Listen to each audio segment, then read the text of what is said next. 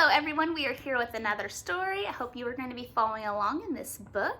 It is by Jane Brett and it is Hedgie's Surprise.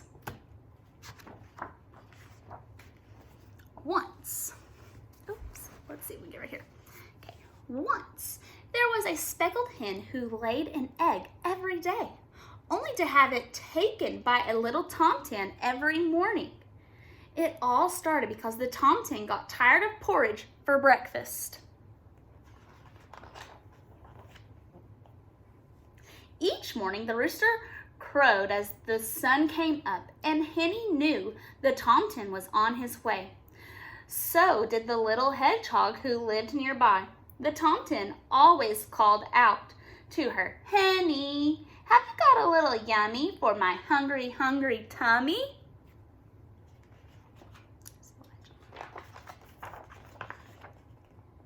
The tomtit climbed into the hen house, took Henny's warm, smooth egg, and ran off to cook it in his little kettle, sprinkled it with salt, and gobbled it down.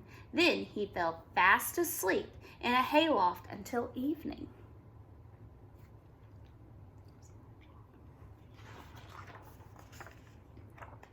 Henny didn't like the tomtit taking her eggs, but she put up with it until one morning when she saw Goosey sail forth smiling and bowing, with a stream of piping goslings following her.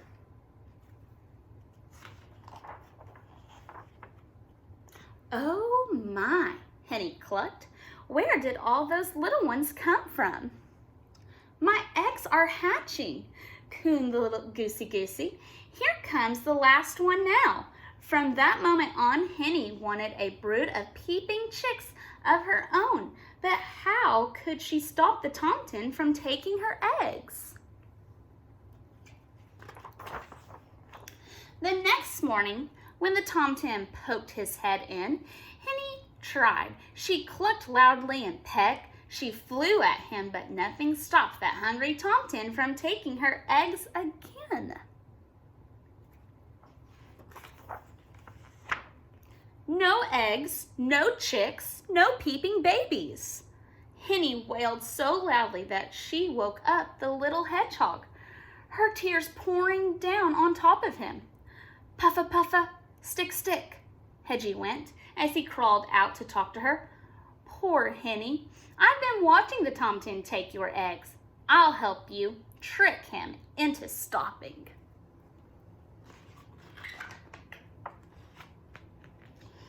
The next morning when the rooster crowed, there was the tomtit. "Henny, have you got a little yummy for my nearly empty tummy?" Henny and Hedgie were ready. The tomtit reached for an egg and pulled out an acorn. Said the tomtit. "What's this?" And off he went to try it. The acorn was tasty, but it didn't fill him up, and he woke in the middle of the afternoon grumpy. The next time the tomtit arrived looking for an egg, he found a bright red strawberry. It looked bigger than the acorn, so off he ran to cook it. The strawberry was jammy and sweet, but it only filled up the tomtit a little more than the acorn had, and he woke up early. The sun had just come up when the tomtit was at the hen house again, his stomach roaring with hunger. Pushing Henny aside, he grabbed for an egg, only to find a delicious smelling mushroom. He raced off to cook it, and as scrumptious as it was, he woke up with his little tummy growling for more.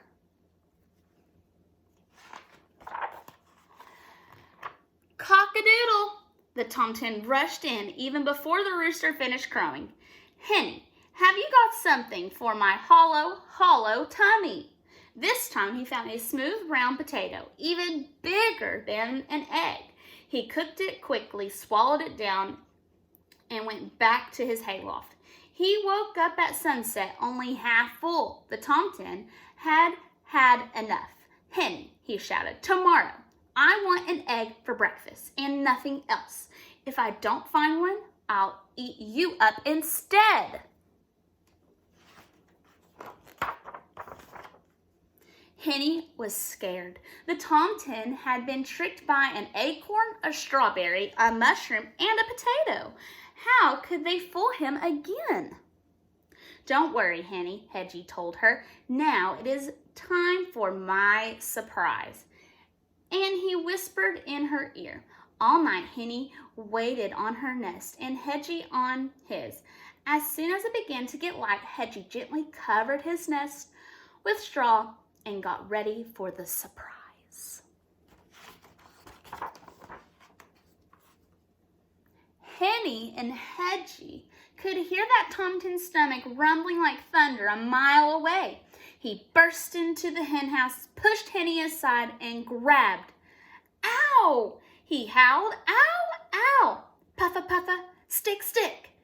He had clutched Hedgie, all closed up in a tight round ball of needle-sharp prickles.